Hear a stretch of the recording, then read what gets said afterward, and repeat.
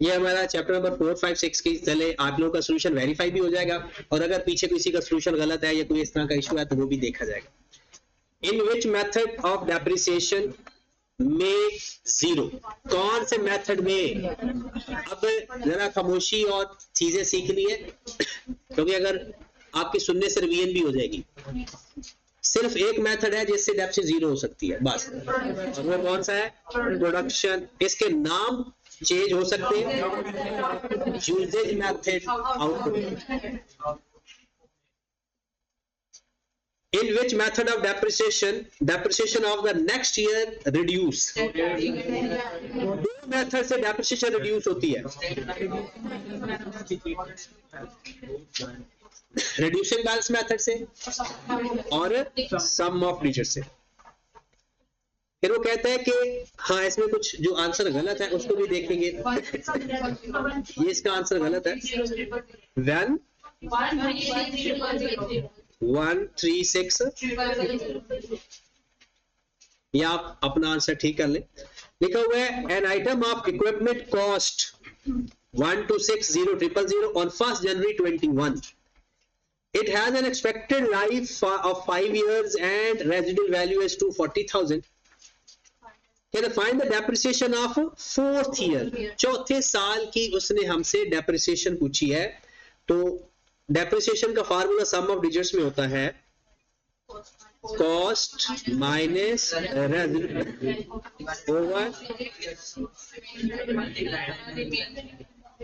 Multiplied by remaining life. अब cost उसकी थी 1260 माइनस रेजुअल वैल्यू कितनी? 2,40,000 ओवर, क्योंकि 15 का जो सम ऑफ डिजिट्स बनता है और सम ऑफ डिजिट्स होता है n into n plus 1 over, तो 5 into 5 plus 1 over multiplied by चौथे साल की डेप्रिसिएशन फाइंड करनी है। कितने साल गुजर चुके हैं? 5 माइनस टोटल लाइफ में से चौथा साल नहीं गुजरा। करते हम डेप्रिसिएशन साल के एंड पे ही है, लेकिन उस साल को गुजरा हुआ कंसीडर नहीं करते। तो कितना आ गया? 136। उसके बाद लिखा हुआ है amount of advance rent income in financial statement. Advance rent income, एक है देने वाला, एक है लेने वाला। जिसने दिया उसकी तो इनकम ना हुई ना, उसका तो प्रीपेड हुआ, और जिसने रिसीव किया उसके लिए एडवांस इनकम होगी। रिसीवर के लिए वो लायबिलिटी और पे करने वाले के लिए एसेट। ये बात समझ रहे हो ना? देखिए वो कहता है कि जनाब रेंट इनकम रिसीव्ड, जाहिर सी बात है एक ने एडवांस इनकम रिसीव की तो दूसरे ने एडवांस रेंट पे किया। जिसने पे किया एडवांस उसके लिए प्रीपेड रेंट हुआ, और जिसने रिसीव किया उसके लिए अनअर्न्ड इनकम हुई। अब वो क्या कहता है? Prepaid expense in the books of received, नहीं, रिसीवर के लिए वो लायबिलिटी है। कहता है prepaid expense in the books who paid. ये बात समझ लगी सबको? फिर वो कहते हैं unearned income in the books who paid, वो पेड वाले के लिए कहां इनकम हुई है। फिर वो कहता है crude income in the books of who received, ये क्रूड इनकम नहीं है, ये अन इनकम। अच्छा, जिसके बारे में क्लियर ना हो ना तो वो पूछ लेना अगर आप चाहो तो, क्योंकि आपकी चाहत ज्यादा इंपॉर्टेंट है। ना पूछो तो मैं क्या कर सकता हूं? मतलब आप सो जाओ तो मैं क्या कर सकता हूं? मैं तो ये समझूंगा ना कि आपको ये सब कुछ आता है। An allowance contra asset account is made which is then set against the carrying amount of the receivable in the statement of financial position to comply with which concept? Matching, consistency, prudence या materiality? अब prudence concept कहाँ पर? ये NRV वाले पर prudence concept होता है, lower of cost and NRV। Depreciation के ऊपर जो ज्यादा कॉन्सेप्ट है ना वो मैचिंग कॉन्सेप्ट है।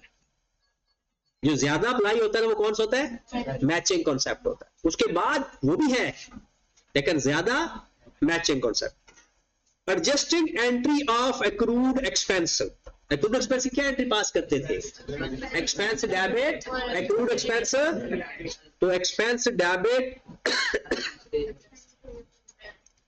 अल्फा हुआ, expense debit to expense payable accrued expense, एक ही तो बात होती है। उसके बाद लिखता हुआ ₹40,000 received from Mr. Shoha which was previously written off as bad debts, which entry is correct। कहता है हमने 40,000 वो पैसे रिसीव किए जो पहले राइट ऑफ कर दिए थे, तो ये क्या हुए? Bad debts recovered. तो बैड डेट्स रिकवर्ड की एंट्री होती है कैश या bank debit, bad debts recovered या बैड डेट्स एक्सपेंस, तो क्या एंट्री बनी? बीटा। Cash debit to bad debts expense. कितने लोगों ने कैश डेबिट टू मिस्टर शोखा किया हुआ है? या पीछे से जवाब देखा था? चले, ये बैड डेट्स रिकवर्ड की एंट्री है। आपको अगर किसी एंट्री पे इतराज हो तो आप पूछ सकते हो। फिर उसके बाद वो कहता है जनाब ₹40,000 received from मिस्टर हिम्मत वाला which was previously provided as allowance, मतलब प्रोविजन क्रिएट की हुई थी, राइट ऑफ नहीं किए थे। अच्छा, जिसकी प्रोविजन क्रिएट हो वो पैसे दे देना, वो नॉर्मल एंट्री होती, कैश डेबिट अकाउंट रिसीवेबल कर, क्योंकि इसकी कोई स्पेशल एंट्री नहीं और ना ही हम। अच्छा, वैसे तो मैं सारी जिंदगी आपको यही कहूंगा, वैसे कम से कम पेपर में ऐसी कभी कोई ना एंट्री पास करना जो हमने कभी की नहीं। मतलब हमने बैड डेट्स रिकवर्ड की एंट्री पढ़ी, बैड डेट्स राइट ऑफ की एंट्री पढ़ी, प्रोविजन के इंक्रीज या डिक्रीज की एंट्री पढ़ी, कभी भी प्रोविजन की रिकवरी की एंट्री नहीं पढ़ी। तो इसका मतलब है अगर आपको एक बंदे ने पैसे दे दिए जिसके ऊपर शक था, तो ठीक है दे दी, तो कैश टू रिसीवेबल, तो कैश टू मिस्टर हिम्मत वाला। ABC company paid a salary ₹20,000 in 2020। हाँ, ये भी अच्छा सवाल है। ABC company paid ₹20,000 in 2020 for the year 21। इसका मतलब है 2020 में एडवांस पे किए थे। And a salary paid 200,000 in the year 2021 include 10,000 related to the 2022. Find the amount of salary expense charged to SOPL किस साल? 2021 में। अच्छा, इस अगर आपको ना मैं कॉन्सेप्ट समझा सका हूं पहले ड्यूरिंग स्टडी, तो कैलकुलेटर की मार है ये क्वेश्चन। सिंपल, 2020 में पे किए थे लेकिन वो थे 2000, इसका मतलब है 20,000 तो वो हो गए। ये जो 2 लाख पे किया इसमें 10,000 22 के हैं, तो बाकी इसका मतलब हुआ कितने बच गए? 1,90,000, टोटल 2 लाख। और अगर आप कहते हो नहीं हमने तो लेजर बनाना है, तो लेजर बनाएंगे तो ब्रॉड और प्रीपेड का कितना आया? 20,000। कैरिड ऑन कितना आया? जो पिछले साल एडवांस था वो ब्रॉड ऑन, जो इस साल एडवांस था वो कैरिड ऑन। कैश 2 लाख, इसको करेंगे करोड़, जो डिफरेंस आएगा वो किसको चार्ज कर देंगे? एसओपीएल। एसओपीएल का आंसर कितना आ रहा है? ठीक है, या तो आप वो रटा सिस्टम क्या ब्रॉड ऑन कैड ऑन समझ के कर लो। C option. Question number 10. A business maintain provision for the doubtful debts 5%. It has trade receivable balance of ₹560,000 at the start and ₹468,000 at the end. Broad on account receivable बता दिए, CAD on भी बता दिए। कहता है which statement is correct? कहता है customer accounts have been credited with 4,600। पहली बात हम क्या करें, इसकी प्रोविजन हो ना पहले 5,60,000 का 5% कितना आ रहा है? ये ब्रॉड ऑन प्रोविजन आ गई। 468 का कितना आ गया? 234,234,000 234। प्रोविजन कम हुई ज्यादा? कितनी कम हुई? इसका मतलब है प्रोविजन कम हो रही है, हमें प्रोविजन कम होने की एंट्री का पता होना चाहिए। प्रोविजन बढ़े तो एंट्री होती है bad debts to allowance for bad debts, और कम हो तो allowance for bad debts to, तो यही होता है ना। प्रोविजन बढ़ने या कम होने की प्रोविजन की एंट्री कैसे चेक करते हैं? पहले ब्रॉड ऑन और कैरिड ऑन का डिफरेंस लो, और इंक्रीज होगी तो bad debts to allowance for bad debts, कम हुई तो allowance for bad debts to. जी मेरे भाई, वो कहता है जनाब एक एंट्री इसकी होगी customer account have been credited, क्या कस्टमर अकाउंट क्रेडिट हुआ? फिर कहता है ₹4600 is treated as income in the statement of comprehensive income, ये बात ठीक है, प्रोविजन कम हो तो इनकम बन जाती है, प्रोविजन बढ़े तो एक्सपेंस। फिर वो कहता है 4600 is deducted from current asset in the statement of financial period, गलत, वो करंट एसेट में से तो कैरिड ऑन माइनस होता है, जो अकाउंट रिसीवेबल में से माइनस होता है वो कौन सी अमाउंट होती है भला? Carried on. इसमें कैरिड ऑन कितना है? 23,000, तो इसमें कौन सा आंसर हुआ? ये बाकी बातें समझ लग रही है ना। स्टेटमेंट ऑफ फाइनेंशियल पोजीशन में अकाउंट रिसीवेबल में से कौन सी अमाउंट माइनस होती है पता है? या तो बैड डेट्स माइनस होते हैं या कैरिड ऑन, तो इसमें कैरिड ऑन कौन सा होगा? क्लोजिंग बैलेंस वाला। Question number 11, January 16 company had the trade receivable total 65,250. December 16 the receivable total 47,560,000. Writing off after writing off the irrecoverable debt. ये बड़ा इंटरेस्टिंग क्वेश्चन है, शायद आपको भी इसको करने में अच्छा लगा होगा। कौन सा आंसर निकाला आप? बीटा, सबका बीटा निकला। चलिए, कहता है जनाब 1 जनवरी को ट्रेड रिसीवेबल आपके पास है 65,250, और जो दिसंबर में पड़े हुए हैं 45, और लिखा क्या है? After writing off irrecoverable debt. आगे चलते हैं। The company policy is to maintain a provision 5%। On 1 March 2016 the company has owed, company किसी से ले लेने पैसे 11,237,500 by customer, the customer could only pay 40% of the debt. Can only pay, क्या मतलब है? पे कर सकता है, इसका मतलब है जो 60% है, the balance was written off as irrecoverables. कहता है जी बैलेंस को आपने राइट ऑफ कर देना है। आगे इसका मतलब 60% बैलेंस राइट ऑफ करना है।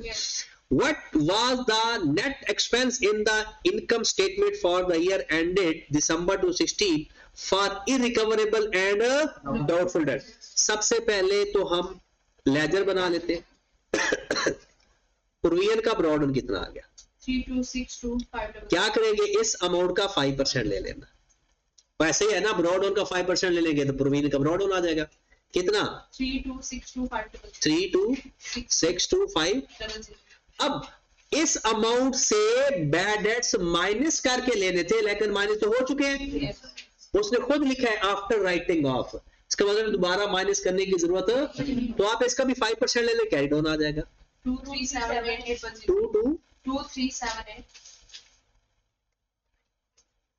2378 गॉट इट। यहां पर हम क्या लिखते होते हैं? Bad debts. अब बैड डेट्स कितनी है? इस अमाउंट का 60%, इस अमाउंट का लो जरा 60%। 6742,500। खत्म हो गया सवाल। SOPL टोटल आया 9120। टोटल बता, SOPL बता दे। 5858। ये बात समझ लग गई। क्वेश्चन नंबर 12 कहते हैं entry for reduction in provision for bad debts. Reduction allowance for bad debts to bad debts, allowance for bad debts to, उसको प्रोविजन फॉर बैड डेट्स भी कह सकते हो। Question number 13 an entity which makes up its accounts annually December provide the depreciation of its equipment at the rate of 10% using straight line method since it was bought on 1st January 18 for ₹4 million. 1st January 21 the entity concluded that reducing balance method would be more appropriate for this equipment and estimates remaining life of 5 years. and residual value is 500,000 at the end of the life. What is the depreciation expense for the year December 20? पहली बात change in estimation. Change in estimation सबसे पहले book value find करते हैं. कब की? दिसंबर 20 की या 11/21 की या दिसंबर. ये बात आप लेना आज के लिए क्या परमानेंट लाइफ के लिए याद रखनी है. जब भी किसी साल की डेप्रिसिएशन चेंज के बाद लेनी है ना तो चेंज पहले ले लो. पहले चेंज फिर काम हो. तो सबसे पहले बुक वैल्यू फाइंड. हमारे ने कब खरीदा था ये एसेट? 2018 में. तब क्या rate? Using straight line method. ठीक है, तो 4 million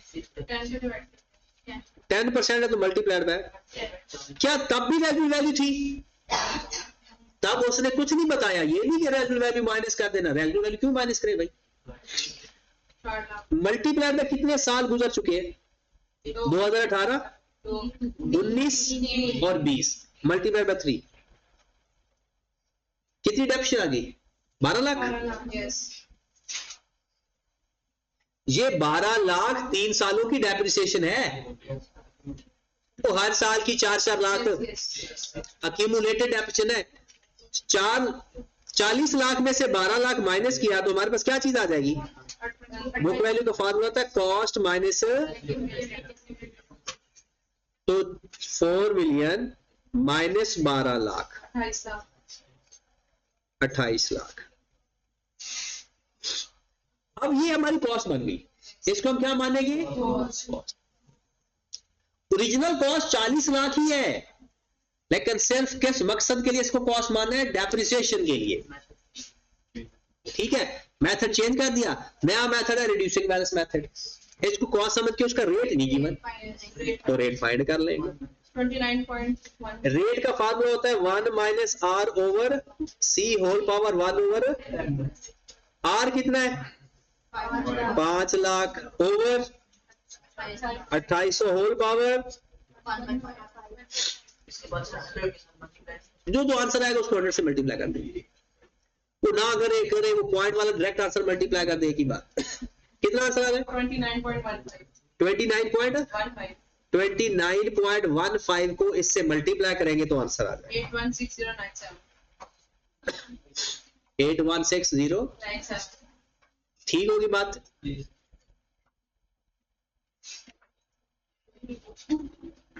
ji. Question number 14. At the beginning of the year. ये तो रिपीटेड क्वेश्चन है या नहीं? थोड़ा सा चेंज है. At the beginning of the year, salary paid in advance 20,000 and salary accrued is 12,000. साल के शुरू में आपके पास एडवांस सैलरी कितनी थी? अक्रूड थी 20. एडवांस थी 20,000 और अक्रूड थी 12,000. वैसे करेंगे ना. आगे वो कहता है during the year salary paid. Cash आ गया. कहता है include 8,000 related to the next year and but salary related to the current year which is not paid during the year. खत्म हो गया सवाल. क्लोज करेंगे तो एसओपीएल आ जाएगा 422. अच्छा, अगर वो हमसे ये पूछता कि बताओ लायबिलिटी भी बताओ और एसेट भी बताओ. बताओ लायबिलिटी कितनी होती है उस साल? 22 लायबिलिटी होती और 8 क्योंकि जो प्रीपेड होता, याद रखें जो ब्रॉड होता है ना वो पिछले साल के एसेट और लायबिलिटी है, वो इस साल के नहीं है. जो इस साल के कैरिड ऑन इस साल के होते हैं. कैरिड ऑन हमेशा एसेट या लायबिलिटी होगा और जो डिफरेंस आता है ना या तो वो कैश होता है या वो एसओपीएल होता है. 4222200. Depreciation is a systematic allocation of depreciable amount over the. ये तो depreciation की definition की बात. Depreciable amount क्या चीज होती है? Cost minus residual value.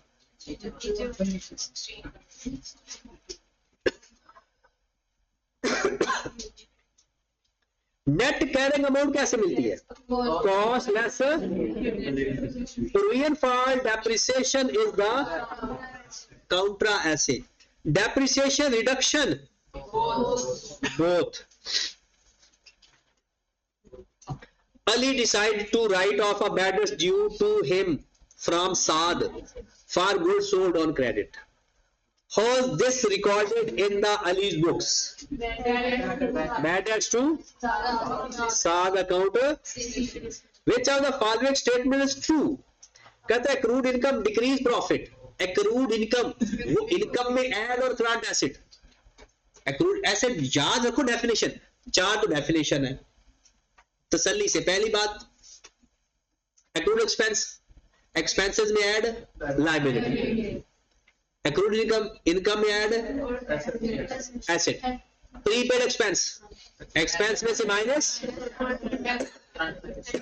और advance income, income में से minus current liability. अब वो कह रहा है कि accrued income decrease profit. अब accrued income फौरन देखिए income में तो add होती है, गलत. accrued income increase profit और accrued ऊपर लिखा हुआ है accrued. accrued का मतलब asset भी हो सकता है, expense भी हो सकता है. नीचे लिखता है accrued income increase, क्योंकि जो accrued expense होते हैं ना वो हमारे प्रॉफिट को कम करते हैं. Question number 22. At July 2020, the balance of allowance for receivable is 160,000. At the end of it is decided to write off 90,000 and just allowance for receivable for rupees 180,000. What will be the effect if the decision on the profit for the year? पहली बात laser ही बना ले. वो कहता है कि जी allowance for receivable कितना ब्रॉड हो 1,60,000. At the end of it is decided to write off 90 and adjust allowance receivable to 180. Done हो गया. अगर वो कहता है ना reduce by तो उससे माइनस करते होते हैं. अगर वो कहता है ना 2 तो 2 का मतलब होता है वहां तक. एसओपीएल में कितनी अमाउंट जा रही है? 1,10,000. इसका मतलब एक्सपेंस में हम 1,10,000 लिखेंगे तो इसका मतलब है हमारे एक्सपेंस प्रॉफिट 1,10,000 से और हमारा एसेट कितने से कम होगा? 90,000 से भी कम होगा और 1,80,000 से भी कम होगा. तो प्रॉफिट 1,10,000 से कम होगा. Depreciable amount cost minus a business paid weekly salary. अच्छा आपने अब अपनी जो तैयारी करनी है ना सिर्फ आपके पास एक दफा बुक पढ़नी है. बुक पढ़ के वो जो बुक रीडिंग करवाई है और उसका सेल्फ टेस्ट करने के बाद ना जो मैंने आपसे टेस्ट लिए हैं ना बुक रीडिंग के बाद बुक की रीडिंग वो कवर हो जाएगी, पास पेपर ये कवर हो जाएगा. बस मतलब सारी अगर ओवरऑल हम तैयारी की बात करें ना कोई भी चैप्टर है तो अब आपने जब रिवीजन भी करनी है ना तो बिल्कुल इसी पैटर्न में करनी है. 3 चैप्टर्स के पहले क्या करना है? बुक रीडिंग करनी है. सेल्फ टेस्ट साथ करने के बाद फौरन क्या कर लेना है? वो जो आपको टेस्ट दिए हुए हैं हर चैप्टर के ऑलमोस्ट टेस्ट. और अब जिसके नहीं है ना मुझे कह देना वो टेस्ट मैं आपको दे दूंगा. ठीक है वो टेस्ट करने तो उससे आपकी बुक रीडिंग क्लियर हो जाएगी और उसके बाद ये कर लेना तो ये तैयारी काफी है. बाकी फिर अल्लाह दे हवाले. फिर अगर ये सब कुछ करने के बाद पेपर फेल होता है तो वो अल्लाह की रजा है वरना कोई गुंजाइश नहीं रहती. ठीक है क्योंकि वो सारी बातें क्योंकि हमने 50 नंबर लेने होते कौन सा 100 नंबर पूरा लेना. उसके बाद लिखा हुआ है जनाब a business paid weekly salary. ये भी अच्छा सवाल है, अक्सर स्टूडेंट इसमें मार खा जाते हैं. A business paid weekly salary of ₹200,000 on Friday. वो कहता है एक हफ्ते की पूरी सैलरी कब पे करता है? Friday. For 5 days week ending on that day. इसका मतलब है एंडिंग ऑन दैट डे. इसका मतलब है उसका आखिरी दिन कौन सा होता है? फ्राइडे. Books are closed. हाँ वो कहता है कि जी उसका बुक्स आर क्लोज. बुक्स कब क्लोज होती है? इसका मतलब ये हमारा ईयर एंड है. ये हमारा अगर ये थर्सडे को बुक्स क्लोज होती हैं तो ये तो हो गया ना कैरीड ऑन की डेट. ब्रॉड ऑन की डेट कौन सी होगी? बोला फ्राइडे की. ब्रॉड ऑन की डेट कौन सी होगी? आगे business will pass entry as अब बिजनेस ने कौन सी एंट्री पास करनी है? वो कहता है सैलरी टू कैश। एक तो बात वो कहता है business weekly paid 200,000 on Friday for this week end on that day. इसका मतलब है अक्रूड पे कर रहा है। कब पे कर रहा है? जब खत्म हो जाता है ना दिन, तब पे करता है। अब सपोज दैट हमने एंट्री, सपोज दैट ये हमारा ब्रॉड ऑन होगा किस दिन? फ्राइडे वाले दिन। और कैरिड ऑन किस दिन होता है? थर्सडे वाले दिन। अब थर्सडे को जितनी सैलरी बनती है, साल तुम्हारा एंड हो गया, तो क्या तब पे हो चुका है या नहीं? या कब पे हुआ है? अगले दिन। कब पे हुआ है? अगले दिन वो ओरिजिनल सैलरी पे कर रहा है या पेएबल पे कर रहा है? अक्रूड सैलरी पे कर रहा है, तो वो तब वो एंट्री पास करेगा अक्रूड सैलरी टू कैश। तब क्या एंट्री पास करेगा? याद रखें, अगर सैलरी टू कैश तब एंट्री पास होती है जब नॉर्मल टाइम के अंदर नॉर्मल सैलरी पे करती है। इस हफ्ते के अंदर और उसकी सैलरी पे की जाती तो एंट्री होती सैलरी टू कैश। लेकिन वो हफ्ता खत्म हो गया जुमेरात वाले दिन और वो जुमे वाले दिन पे कर रहा है, तो वो क्या कह रहा है कि बिजनेस विल पास एंट्री, क्या एंट्री पास करेगा? Payable salary to. ये समझ लगी? इस तरह से वो किसी भी सवाल में हमें घुमा सकता है। याद रखें, आपने जब भी आपने अपने करंट ईयर की सैलरी किसी भी अगले साल पे करो तो तब आप अक्रूड पे कर रहे होते हो। आगे चलते हैं। रिडक्शन इन प्रोविजन एंट्री, ये तो रिपीटेड है। Allowance for bad debts to depreciation can be nil when asset is idle. Production method which show same nature, carriage and और, क्योंकि इनकी सेम नेचर होती है, ये दोनों एक्सपेंस होते हैं।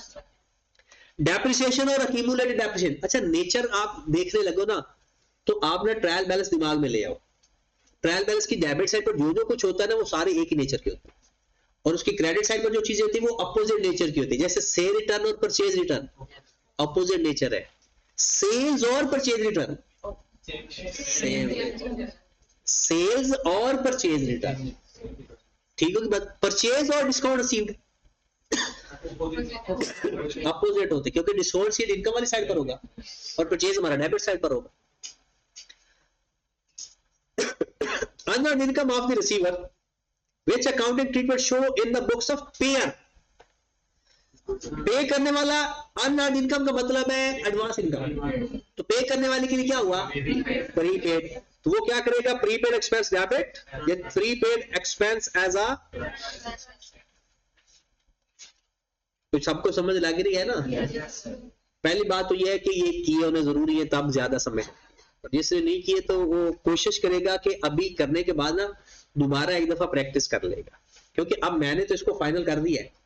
मैंने ये 3 चैप्टर को मैंने नहीं टाइम देना। अगर किसी को मसला है तो वो मुझसे पर्सनल पूछे।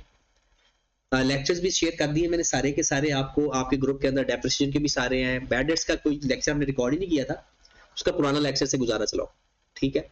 बाकी इन्वेंट्री जितनी किए हैं सारे लेक्चर भेजे हैं मैंने। अब इसी तरह से 3 चैप्टर हमने करने हैं, 7 और 10 और फिर 1 2 3, ठीक है। तो ये हम 1 2 3 में एंड पे करवाऊंगा फाइनल अकाउंट के बाद, क्योंकि 1 2 3 तकरीबन हमारा 3 दिन में हो जाएगा टोटल। एक एक दिन एक एक चैप्टर को देंगे, खत्म कर।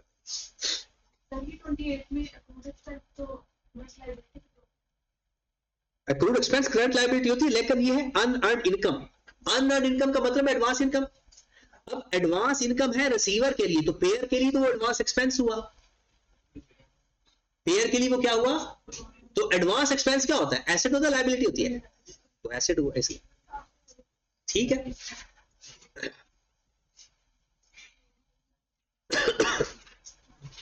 इसके बाद है 29। At December 31st, 2018, an entity receivable total 600,000 receivable and an allowance for bad debts 60,000 had been brought down from the last year. It was decided to write off 25,000 and the adjust allowance is 10%. And what amount receivable should be in the statement of financial position के लिए हमारे पास carried on कितने हैं? 6 लाख। एक तो 6 लाख में से 60,000 minus करेंगे। 60,000 नहीं, 25,000। 60,000 तो ब्रॉड होना है। ये कितना आ गया? 5 लाख 25,000। मल्टीप्लाई बाय 10%, 5,7, ये हमारे पास आ गया कैरी डाउन। अब हमने क्या करना है, 6 लाख में से एक तो 25,000 माइनस कर दिया, ऊपर से ये कैरी डाउन भी माइनस कर देंगे, तो हमारा आंसर आ गया 575,000 माइनस 575, क्योंकि 25,000 पहले माइनस कर दिया, ये भी माइनस कर कितना आ गया 517। Best purpose for depreciation is, SOFP के लिए लेजर बनाना जरूरी नहीं होता, क्योंकि एसओएफपी के लिए कैरी डाउन माइनस होना होता है और बैड डेट्स माइनस होने होते हैं, वो पहले ही होते हैं। एसओपीएल के लिए लेजर जरूरी होता है।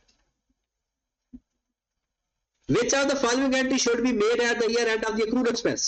Repeated expense to accrued expense. Which of the following reversal entry should be made at the start of the next year? Accrued expense to expense.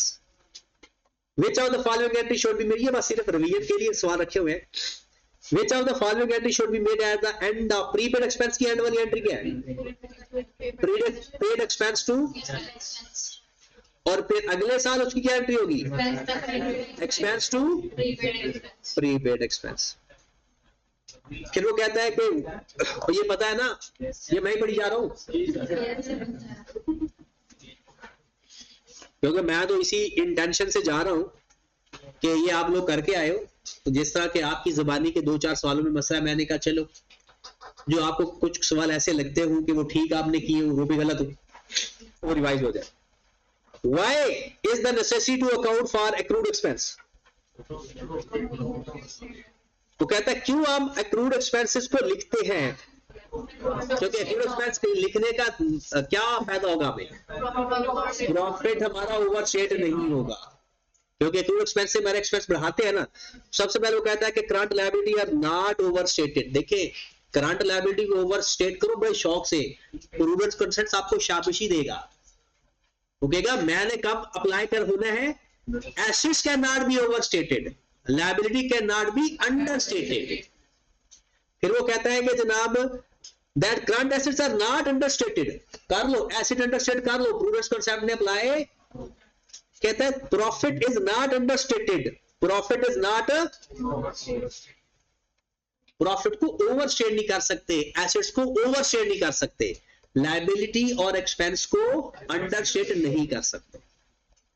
अगर आप एसेट्स अंडरस्टेट करते हो ओके, आप इनकम अंडरस्टेट करते हो ओके, आपको कोई कुछ नहीं कहेगा। ऑडिटर भी आपको तब कहेगा भाई अगर आप एसेट कोई ज्यादा लिख रहे हो, वो कहेगा नहीं एसेट ज्यादा नहीं लिख सकते, लायबिलिटी कम नहीं लिख सकते, एसेट ज्यादा नहीं लिख सकते, उल्टा आप कर सकते हो।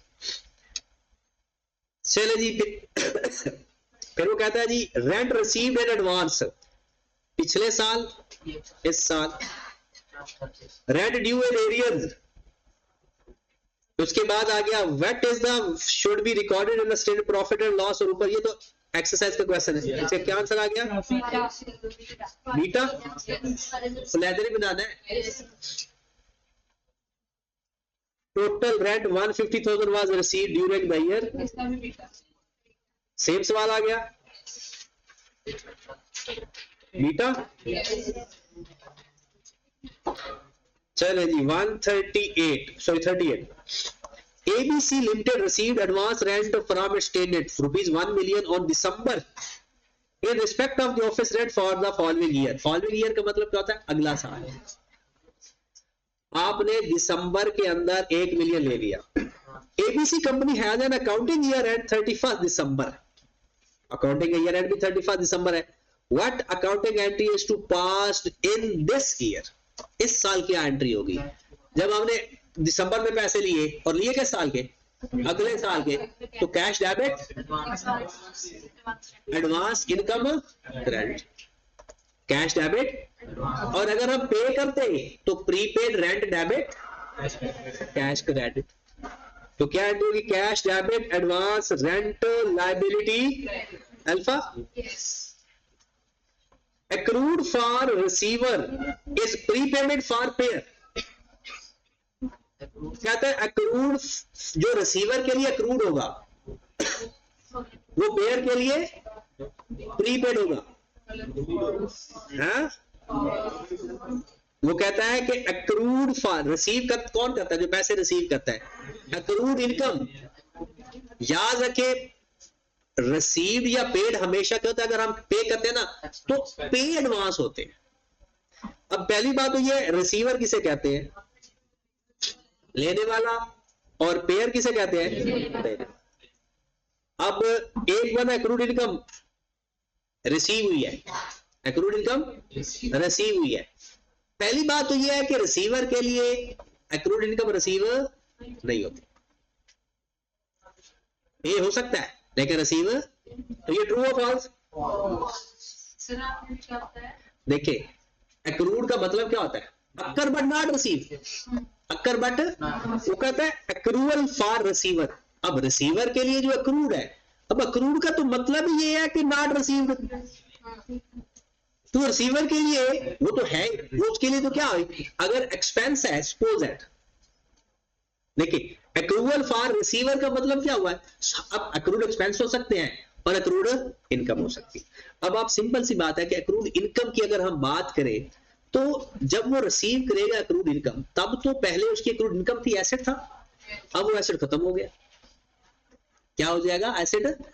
इसी तरह अगर वो एक्रूड पेड है, जब एक्रूड था तब तो उसने पे किया ही नहीं था, जब एक्रूड था तब तो उसने पे, और अब अगर पे कर रहा है तो वो लायबिलिटी पे का।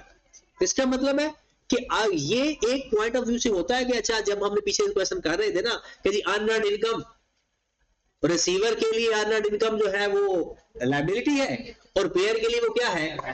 एसेट है। ये सिर्फ अगर यहां पर एक्रूअल फॉर पेयर और प्रीपेड फॉर रिसीवर होता तो ये ठीक होता। वो उन्होंने सेंटेंस मेकिंग गलत की है। Question number 40, what is the effect on, ये आ गया आपका सवाल वो वाला जो हमने 3 क्वेश्चन आपके चैप्टर नंबर 4 के छोड़े हुए हैं ना, ये उस तरह के सवाल आ गया। What is the effect on profit for the year and net assets when accrued income is not recorded?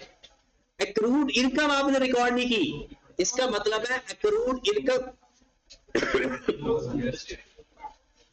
अगर एक्रूड इनकम नहीं रिकॉर्ड की, इसका मतलब आपने इनकम में इनकम ऐड नहीं की।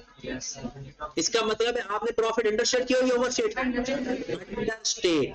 और अपने करंट एसेट भी अंडर, क्योंकि ना आपने एसेट लिखा हुआ है ना आपने, अगर ये तो हो गया ना अंडरस्टेट, प्रॉफिट भी और दूसरी बात भी सुने, अगर वो कहता है इसको ठीक करना है तो क्या करोगे? प्रॉफिट को भी इंक्रीज कर दोगे और एसेट को भी इंक्रीज कर दोगे। तो याद रखिए गलती से पहले जो स्टेटस बताया जाता है ना वो अंडरस्टेट या ओवरस्टेट के तरह बोला जाता है, गलती सही करने के बाद में बोला जाता है ना वो इंक्रीज या डिक्रीज के नाम से बोला जाता है। तो अंडरस्टेट कौन सा आंसर हुआ? How would these assets will expire? Rent इस्तेमाल होता है या टाइम गुजरने के साथ एक्सपायर होता है? और सप्लाईज कंज्यूम होती है। सप्लाईज किसे कहते हैं पता है? तो ये जो चीजें सेल वगैरह ये बनाते रहो, वो जो चीजें इस्तेमाल होती है ना, जो सप्लाईज कहते हैं। तो क्या आंसर हुआ? चल, वो कहता है rent through passage of time और सप्लाईज थ्रू यूज एंड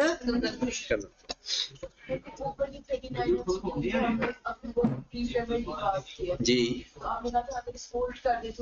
देखिए पेयर, अगर हम बात करते हैं ना, एक रिसीव करने वाला होता है, एक पे करने वाला होता है। एक के लिहाज से अगर एसेट है ना तो दूसरे साल के लिए वो लायबिलिटी है। अब सपोज दैट मैंने एडवांस इनकम पे की, मैंने एडवांस इनकम, मैं पेयर हो गया, मेरे लिए वो क्या हुआ? लायबिलिटी। आप एडवांस इनकम रिसीव करने वाले हो, आपके लिए वो क्या हो गया? मैंने एडवांस इनकम रिसीव की, मैंने एडवांस इनकम, अब मेरे लिए लायबिलिटी और आपने पे की तो आपके लिए एसेट, तो मेरे लिए लायबिलिटी, आपके लिए एसेट। हाँ नहीं, फिर नहीं होगा। चले जी, इंपोर्टेंट क्वेश्चन और वेरी वेरी इंपोर्टेंट क्वेश्चन। ये कितने लोगों का ठीक है? 42।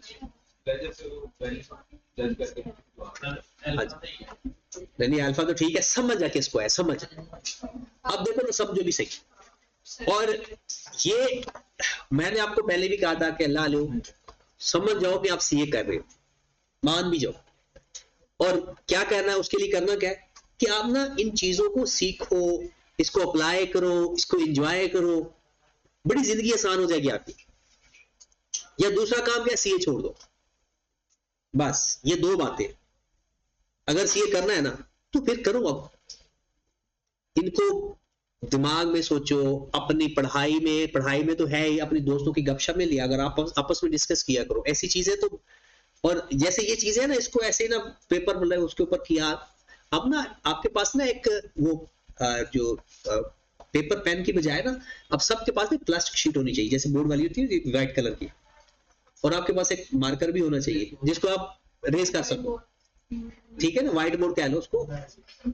अब क्योंकि पेपर गंदा करने की बजाय ना वो बार बार उसको ऊपर अप्लाई किया, फिर अरेज करके फिर नया अपनी टेक्निक से इस्तेमाल किया करो, और ऐसी टेक्निक्स को फिर बना लिया करो, फिर आपका ना जिंदगी आसान हो जाएगी। अब देखिए इसके लिए पेंसिल ले सकते, अब शेख तो नहीं हो गई, अच्छा मैं तो आपको पहले भी कहा था शेखों के दिमाग में ये चीजें होती होती। अब ये क्या सोच रहे हो, लेड पेंसिल आती है 5 रुपए की, क्यों हम 30 रुपए का, ये अच्छी बात है, सर महंगी हो गई है। अच्छा चले इधर वापस आओ, तो बस सवाल ये है, closing higher closing prepaid balance, higher closing prepaid balance than previous year means that payment for the year exceed the expense for the year। पहली बात तो ये किन लोगों के लिए जो दिल के छोटे हैं, अकल के कच्चे हैं, उनके लिए कि वो लेजर बना लिया करें, और अगर कुछ डेरिंग है, वो रिस्क लेना चाहते हैं, तो वो सोचने भी सही। जब भी ऐसी बात आए ना, मैं कहता हूं कि ये लेजर है हमारा, वो किसकी बात कर रहा है, किसके प्रीपेड की, वो कहता है क्लोजिंग प्रीपेड बैलेंस, एक्सपेंस की बात कर रहा है। अब आपके पास प्रीपेड एक्सपेंस का ब्रॉड ऑन इधर होता है, कैरिड ऑन इधर होता है, कैश इधर होता है, और एसओपीएल ओके है, क्योंकि 2 नंबर का सवाल है, मैं कहता हूं जाया ना हो आपका। फिर मैं आपको टेक्निक भी बता दूंगा, उसने सवाल के अंदर जो कहा है वो कर दो, और अपने लिहाज से कर दो। उसने क्या कहा है, कहता है मेरा जो क्लोजिंग बैलेंस है ना प्रीपेड का, वो हायर है किससे, प्रीवियस ईयर से। तो ठीक है भाई, क्लोजिंग बैलेंस हायर है तो इसको 300 कर दो, इसको 500 कर दो, यही कहना चाह रहा है वो, ठीक है। और इनमें से किसी एक को अपनी मर्जी की अमाउंट दे दो, कुछ भी दे दो, ठीक है। ये है पेड और ये है एक्सपेंस, ऐसा ही है।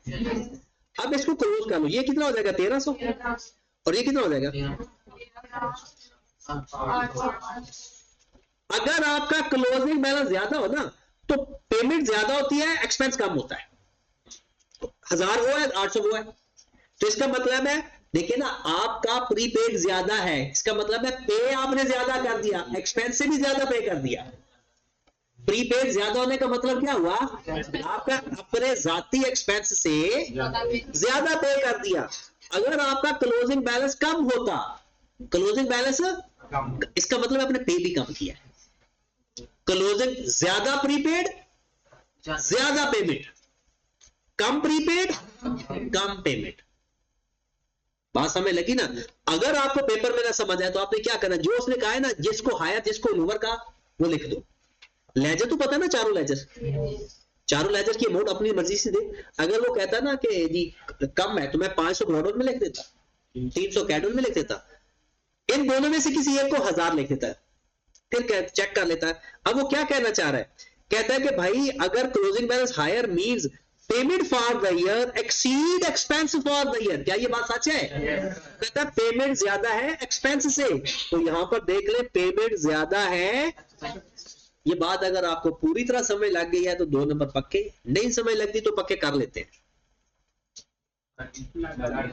ठीक है सबको, बाकी रह गया हमारे 48 नंबर।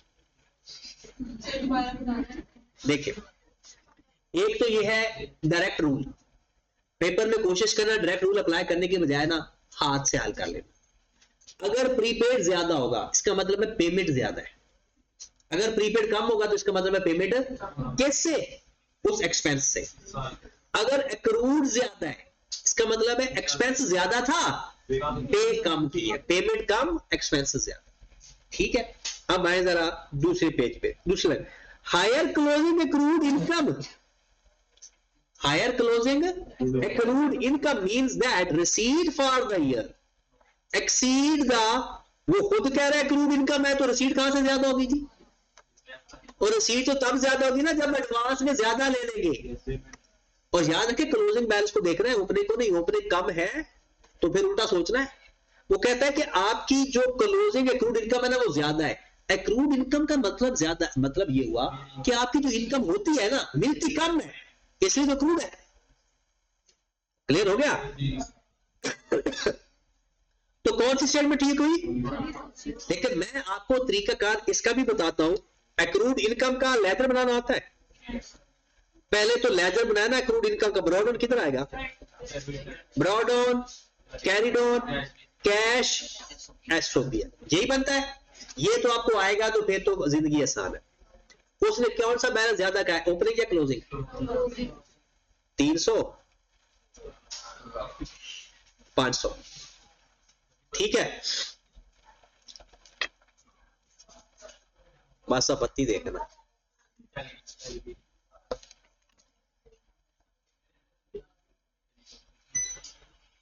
चलो शुक्र अल्हम्दुलिल्लाह कि ये ना रिकॉर्डिंग चल रही है, क्योंकि वो कभी कभी ऐसा होता है कि रिकॉर्डिंग भी, अक्सर आपने एक आधी वीडियो देखी होगी जिसमें आवाज तो आ रही थी, तस्वीर रुक जाती है।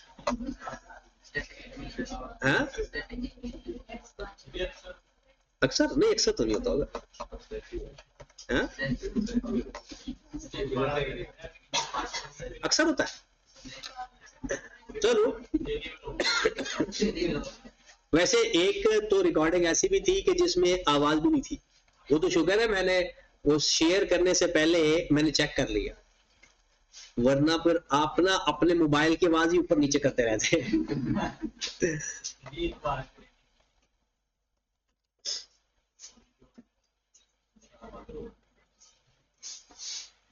हो गया?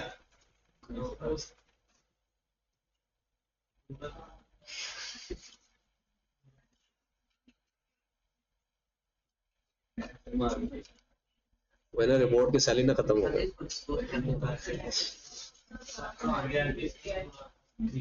नहीं इसको तो डिस्क्लोज नहीं, वो नहीं हुआ।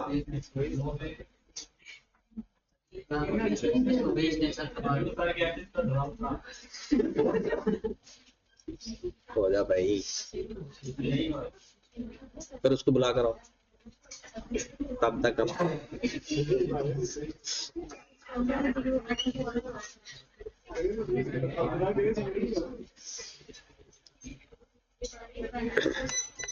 चलो हो गया। नहीं हो गया, इधर से ना वो लाइट ऑन हो गया।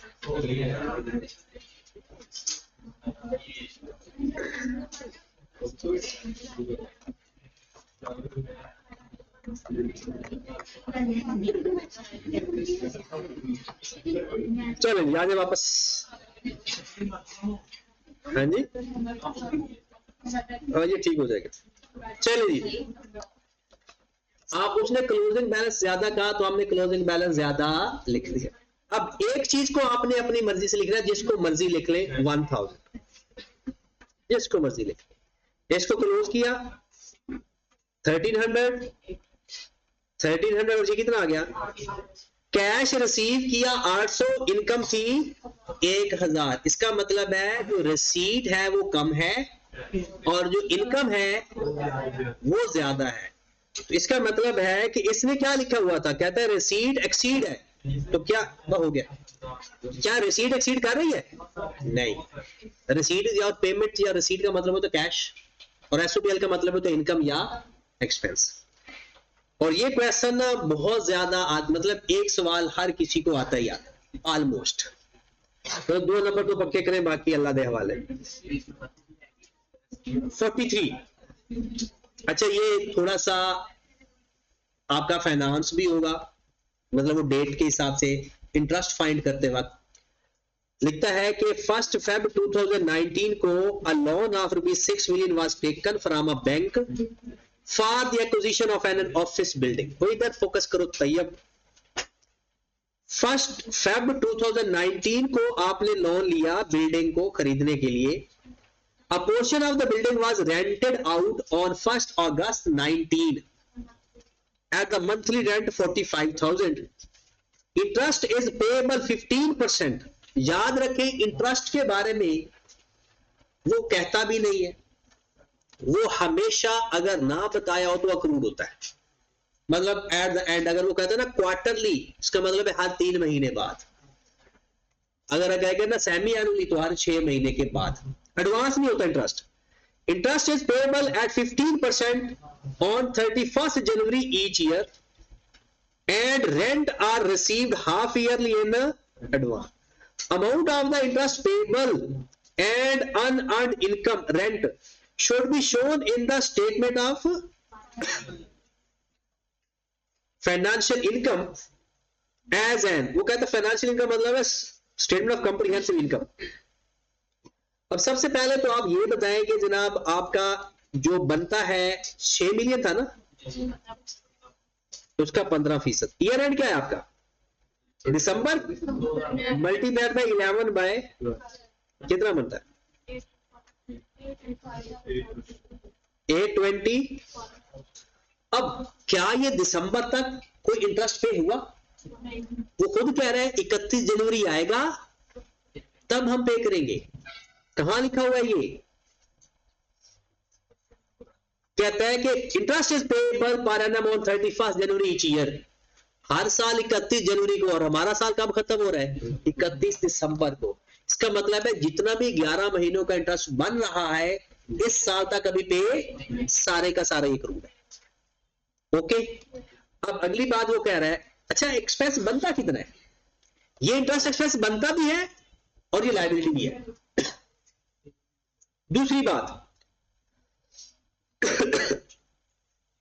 अच्छा ये ना statement of financial reason position कर लो।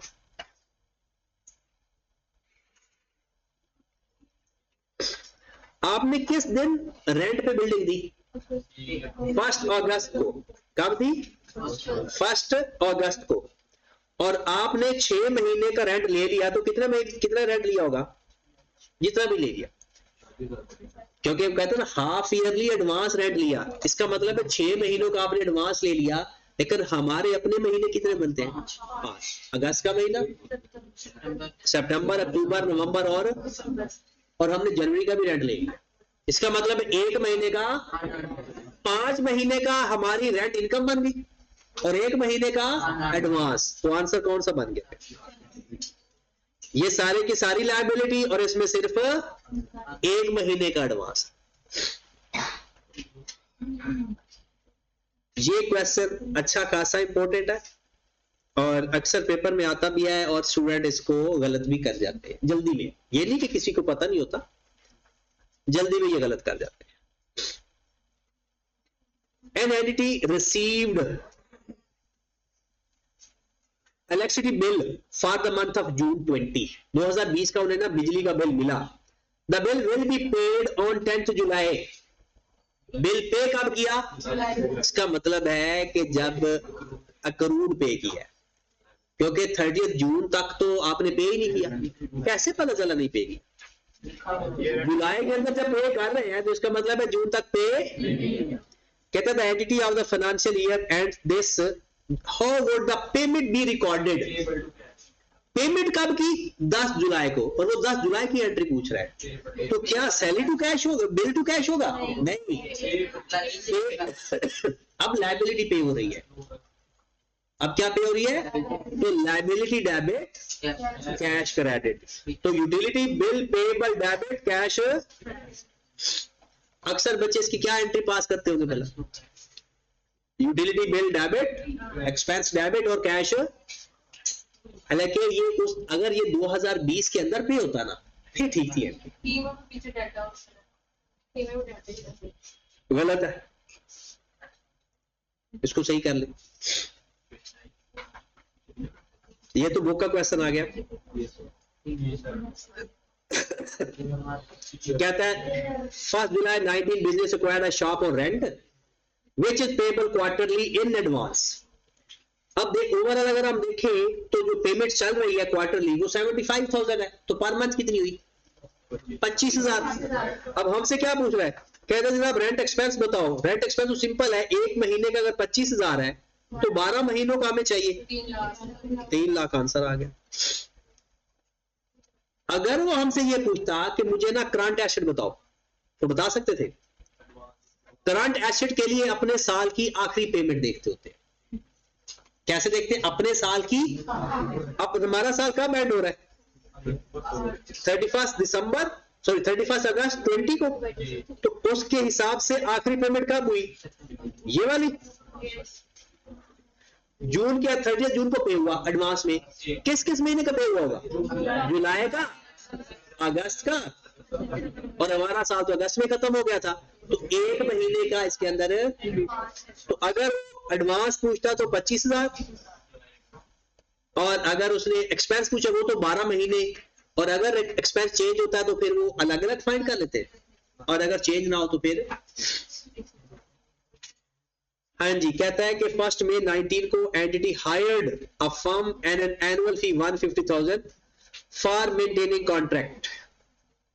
On 1 May 2020, the contract was renewed for further 1 year at a revised annual fees to 10,000. लो जी, वही वाला सवाल आ गया। 1 May 19, annual fee 150,000, maintaining accounting record। 1 May 2020 को कॉन्ट्रैक्ट रिवाइज हुआ और 2,10,000 पे चला गया। एनुअल है, पर मंथ 1.5 लाख को 12 पे डिवाइड कर देंगे तो पिछले साल का पता चल जाएगा। 2,10,000 को 12 पे डिवाइड कर देंगे तो इस साल का पता चल जाएगा। The fee is paid quarterly in arrears. वही रेंट ले लो, फीस ले लो, एक ही बात है। 31 July, 31 October, 31 January, 30 April each year. What figure should be appear for fee in the financial position December 20। बन गई लाइट। ये हमारा आ गया 1/1/20 और ये आ गया दिसंबर। तो पहले तो बताएं कब कब पे हुआ। पहला कौन सा बना? पहला 31 जनवरी, एक। दूसरा 31 जनवरी, दूसरा 30 अप्रैल, तीसरा 31 जुलाई, चौथा 31 अक्टूबर। हो गया। अब कब तक सेम था? 1 मई तक। 1 मई कौन सा बनता है? 1 मई कोई क्वार्टर के साथ बनता है या नहीं? अब 30 अप्रैल वाला ये बना 30 अप्रैल। हम एडवांस पे करते हैं या क्रूड? इसके आगे रेट चेंज हो गया। इसके आगे रेट चला 2,10,000, तो 2,10,000 को पर मंथ तो बनाए जरा 175 और पहले 12,000। ओके, अब बताएं जनाब 30 अप्रैल तक कितने महीने बने? 4 को मल्टीप्लाई करेंगे 12,500 से और 8 को मल्टीप्लाई करेंगे, ये हमारा बनेगा फॉर द ईयर। ये क्या बनेगा? Got it. अब आखिरी पेमेंट कब हुई और कितनी हुई? क्वार्टर की 17,500 मल्टीप्लाई बाय 3, 17,500 पर मंथ है ना, तो 17,500 को मल्टीप्लाई कर दो 3 से, कितना? 5 2। और ये आखिरी पेमेंट कब की? 31 अक्टूबर को। अब 31 अक्टूबर तक हमारे सारे गुनाह माफ, क्योंकि एरियर्स है ना। अब 31 अक्टूबर के बाद कौन सा टाइम आया? नवंबर, दिसंबर, जनवरी। क्वार्टर पूरा हुआ जनवरी के अंदर। 2 महीने हमारे अपने गुजर गए, पेमेंट के लिए अगला महीने इंतजार करना पड़ा, तो 2 महीनों की एक्रूड भी है। तो कितना एक्रूड हुआ? 35,000। पता चला? आपने वो आखिरी पेमेंट देख लेनी है। आखिरी पेमेंट के बाद वाले महीने अनपेड है तो एक्रूड, और अगर उसके बाद एडवांस पेमेंट है तो ये तो एक्रूड है, तो 35,000। तो क्या कौन सा आंसर है? सर वो 3 महीने नहीं बनेंगे, नवंबर दिसंबर और जनवरी। नवंबर, दिसंबर और जनवरी। ठीक है, लेकिन हमारा ईयर एंड दिसंबर है ना, हमारा साल तो दिसंबर तक खत्म हो जाता है। फिर तो प्रीपेड नहीं, अक्रूड, अक्रूड का मतलब है अक्टूबर को पेमेंट की पिछले महीनों की, अक्टूबर की, जुलाई की और अगस्त की, ठीक है। तो अगली पेमेंट जानी है 31 जनवरी को। अब अक्टूबर में पिछले सारे हो गए पे, अब अगला महीना कौन सा आया? नवंबर, दिसंबर, जनवरी, और 31 जनवरी को आप पे करोगे पिछले 3 महीनों का। लेकिन हम तो दिसंबर को देखेंगे ना, दिसंबर को ना नवंबर के पे हुए ना दिसंबर के पे हुए, 31 दिसंबर तक 2 महीने अनपेड है। क्यों अनपेड है? क्योंकि जब जनवरी आएगा 3 महीने पूरे हो गए, वो तब पे करता है, पूरे क्वार्टर गुजरने के बाद। तो 2 महीने क्या हुए हमारे? एडवांस है अनपेड? नहीं समझ लगी? अक्रूड हो गई। ये चैप्टर आप निकाल लिया था? ये चैप्टर किया हो या नहीं किया? ये रिपीटेड क्वेश्चन है, 3 लाख वाला, ये भी रिपीटेड है, ये वाला ना, ये भी रिपीटेड है। हायर क्लोजिंग प्रीपेड, उसके बाद ये भी रिपीटेड है, 1,40,000 आ रहा है इसका, ये भी रिपीटेड आ गया, वो 10 जुलाई वाला। इसका आंसर क्या आ गया? Paper two cash 40। Unearned revenue in the books of receiver क्या होगा? रिसीव, वो कहते हैं अनअर्न्ड रेवेन्यू। अनअर्न्ड रेवेन्यू का मतलब क्या है? Unearned income. अनअर्न्ड इनकम क्या होगी? वो कहता है prepaid expense in the books of payer. सही बात है, prepaid expense in the books of, ये तो सेम लिखते हैं उसमें। Accrued expense in the books of payer गलत, accrued revenue in the books of payer गलत। मैचिंग कॉन्सेप्ट क्या कहता है? 51, ये कैसे पूछा? ये तो वही वाला है कि आपने बिल मिल गया था जून के अंदर और एंट्री पास करनी है। अच्छा, मैं आपको पहले भी कई दफा कह चुका हूं, ये आप लोगों के ना प्रोफेशन का मसला है। अगर ऐसा हो, ऐसी बात है, जब मैं एक चीज पहले इतनी कीन डिवोशन के साथ समझा चुका हूं और आप तब ना समझी हो और अब आप दोबारा पूछोगे हो, तो एक नेचुरल बात है कि मुझे गुस्सा आ जाए। लेकिन इसका मतलब ये हरगिज नहीं है कि आप उससे डर के ना पूछो। जस्ट लाइक जैसे आपके फादर आपको डांट देते हैं तो क्या आप घर छोड़ देते? नहीं ना। तो बिल्कुल ऐसे ही है कि अगर मैं आपको डांट डूट दूं, अभी तो मैं तो चित्रालॉजी के भी हक में हूं कि वो भी थोड़ी बहुत होनी चाहिए, बंदे के ना कॉन्सेप्ट मजबूत होते हैं। अब यकीन जानो कि अगर मैं आपको कॉन्सेप्ट समझाऊं ना, पहले समझाने से पहले एक थप्पड़ मारो और फिर बताऊं कि याद रखना है, या समझाने के बाद थप्पड़ मार दो, वो आपको कभी नहीं भूलेगा कॉन्सेप्ट। तो ये लोगों ने जो निकाला था ना, मार नहीं प्यार, ये कॉन्सेप्ट गलत है सारा। हाँ जी, तो इसलिए अगर आपको ना समझ लग रही हो तो बता दिया करें, समझाने के और भी तरीके हैं। चले जी, मैचिंग कॉन्सेप्ट। मैचिंग कॉन्सेप्ट कहता है determine whether an item is an asset or liability, address the relation between accounting debates and SOFP database नहीं, require that the accounts of asset equal to गलत, determine the expenses related to revenue reported in that period in which revenue is recognized, accrual basis of the accounting revenue when they are collected, earned। Occur और earned एक ही बात है। लफ्ज 3 देखिए, अक्कर्ड, earned, rendered। लफ्ज service के लिए ना rendered का इस्तेमाल होता है, तो वो भी अक्कर्ड ही होता है। Which of the following is correct? An accrual is expense relating to the next year but paid in the current year। गलत नहीं, वैसे हमें आईके में बच्चा ही समझा हुआ। अब सवाल देखिए कैसे पूछ रहा है कि a prepaid is an expense relating to the current year but not paid in the current year, both are not correct. Charlie में है? अच्छा ये है, both statements are not correct या incorrect. If one asset is decreased then which of the following might be increased. तो कहते हैं अब ये तो मैं आप इस तरह का भी सवाल आता है, मैं आपको एक टेक्निक बता देता हूं। आपने सोचना क्या है, सोच रहे हो ना? चलो ट्रायल बैलेंस दिमाग में लेकर जाने। तो उसने कहा कि एसेट डिक्रीज हुआ है, इसका मतलब है अगर एसेट डिक्रीज हुआ है ना, या तो एसेट ही इंक्रीज होगा तो तब बराबर होगा, asset decrease asset increase. Asset वाली साइड की कोई भी चीज है वो इंक्रीज होगी। अगर आपकी एक चीज कम हो रही है उसी साइड पर दूसरी चीज, क्योंकि आपने बराबर भी तो करना होता है।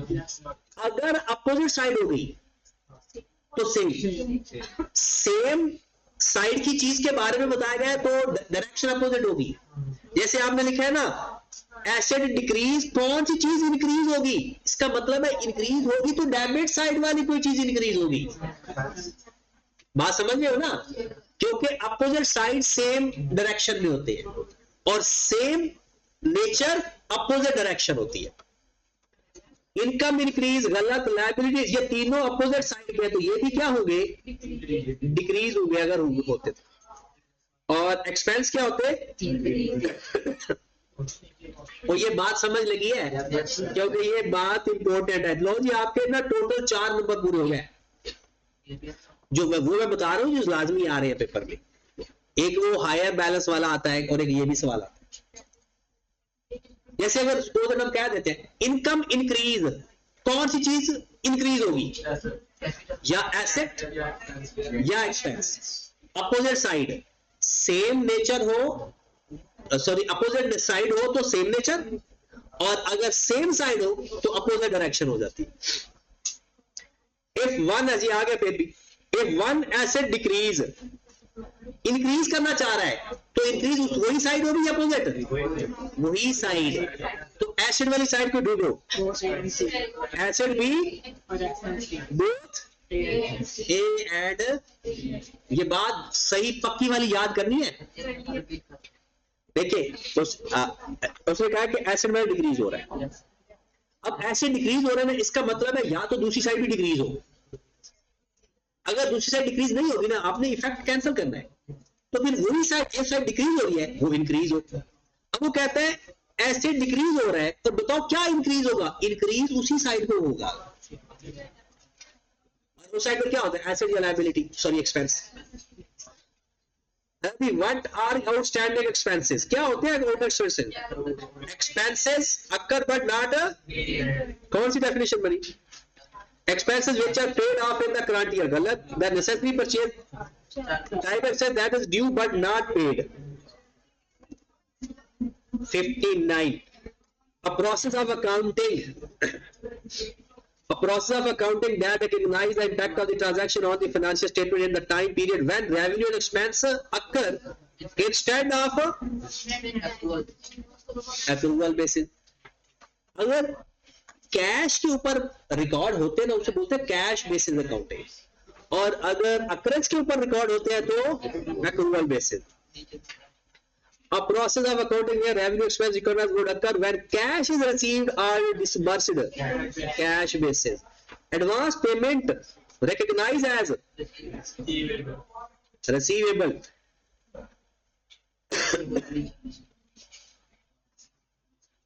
ये तो हो जाएगा। तो इसका आंसर बता दो बस, कितना आया हुआ है आपके पास?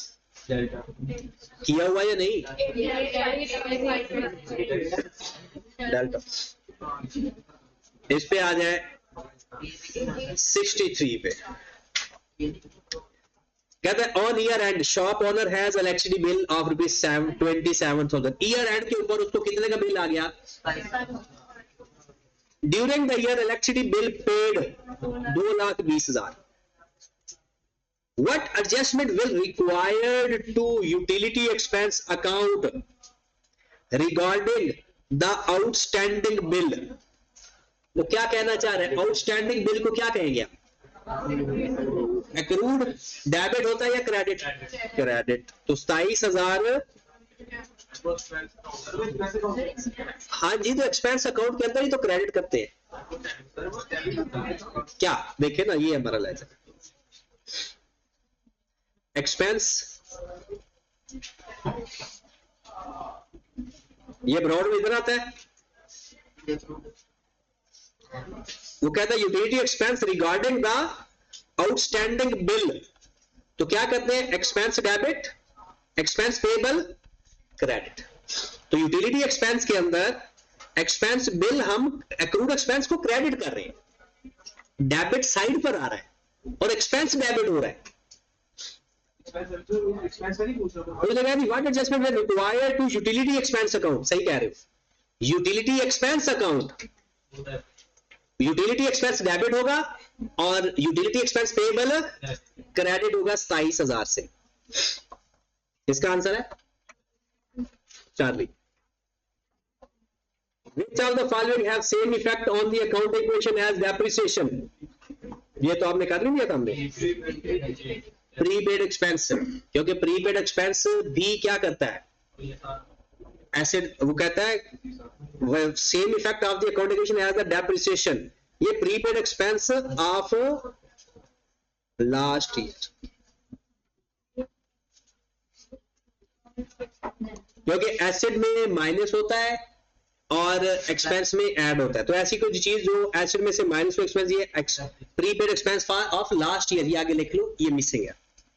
Unearned income is treated as liability in balance sheet या SOFP। हाँ जी, इस क्वेश्चन पे आ जाए 66। Eight the start of the year, जो कि अक्टूबर है आपका, accrued rent was 120,000, the annual rent was 720,000, payment have been made, what will be the amount of prepaid या accrued rent at the end of the 31st September 2000 and माला, ये सवाल नहीं हो आपसे, देखिए इसके दो तरीके हैं, यहां पर आ जाए। जब आपको कुछ भी ना मिले ना, लेजर बना लिया करो। मुझे बताओ, जब लेजर हमने बनाना है, सबसे पहले वो क्या करे, at the start of the year accrued rent,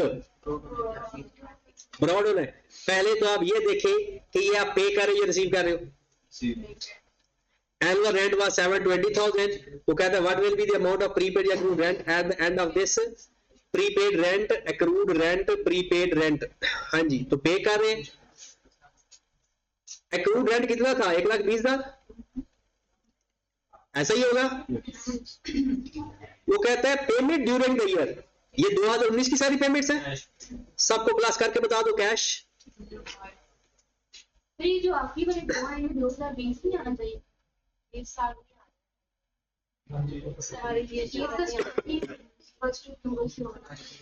first October 19, हाँ अच्छा, ये 2020 कर ले,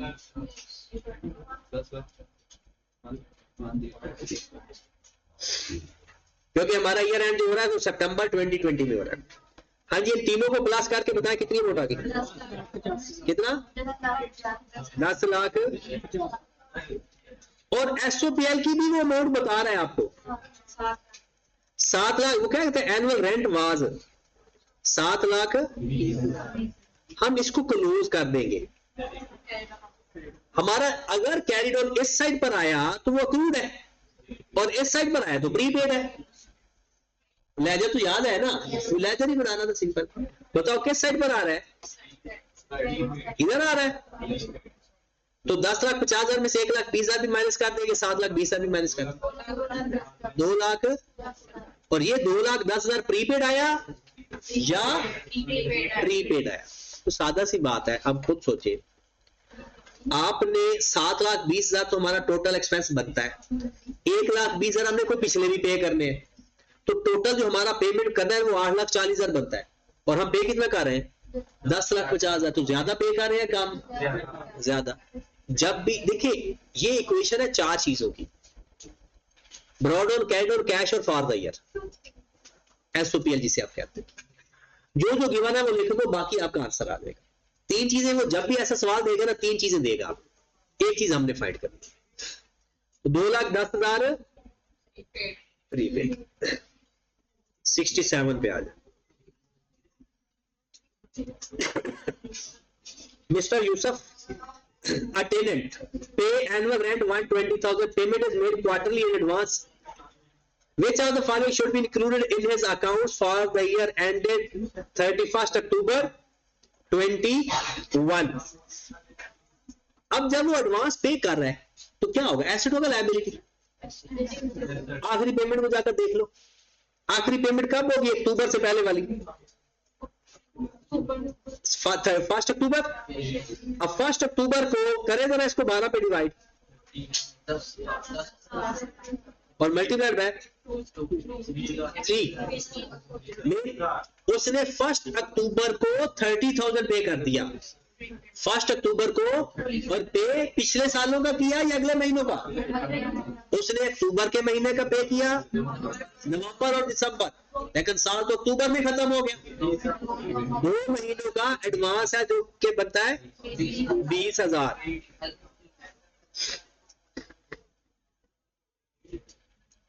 क्वेश्चन नंबर 68 कहता है January 2020 an entity rents out part of its premises to a tenant for ₹64,000 per month. इस दिन को उसने रेंट पर मंथ इतना रेंट लेता है, और दिसंबर 21 के बारे में वो हमसे पूछ रहा है, कहता है as per agreement rent is increased by 5% from start of the each year. Payment total 736,000 was received from the tenant during the year 2021, including rent for December 2020. मतलब पिछले साल का भी उसके अंदर रेंट शामिल है। What figure should be reported in the statement of financial position December 21? पहली बात तो ये है कि ये जो पर मंथ रेंट है अभी भी 64 है या ज्यादा हो गया? कितना ज्यादा? 5%, तो 64,000 मल्टीप्लाइड बाय 1.05, कितनी अमाउंट आ गई? 30?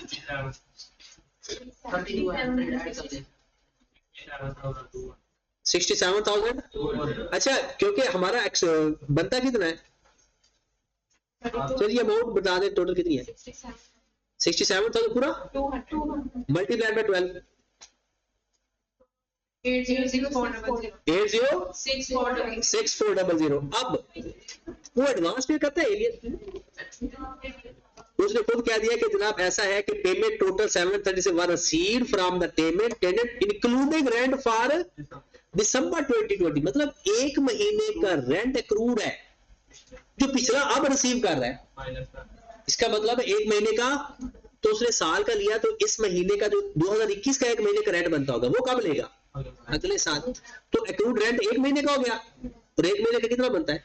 6,7,200। तो आंसर कौन सा आ गया? सर फिर वो तो अब चेंज हो गया ना, पिछले साल 60,000 नहीं था। देखिए पिछले साल 64,000 था, अगले साल कितना रेंट है? 67,200। अब हुआ ये कि पिछला साल जब पूरा हो गया ना, उसने जब इस साल का रेंट लिया ना, वो क्या कह रहा है, कहता है pay total this were received for the tenant during the year including rent for December 2020। अब इसमें उसने ये क्लियर कहीं लिखा है, अगर ये एक साल का रेंट है तो उसने रिसीव कब किया? एक महीने का पिछला और 11 महीनों का इस साल का, एक महीने का पिछला। हाँ, तो ये करंट एसेट ही तो मैं बता रहा हूं। अच्छा, ये -64,000 नहीं होगा?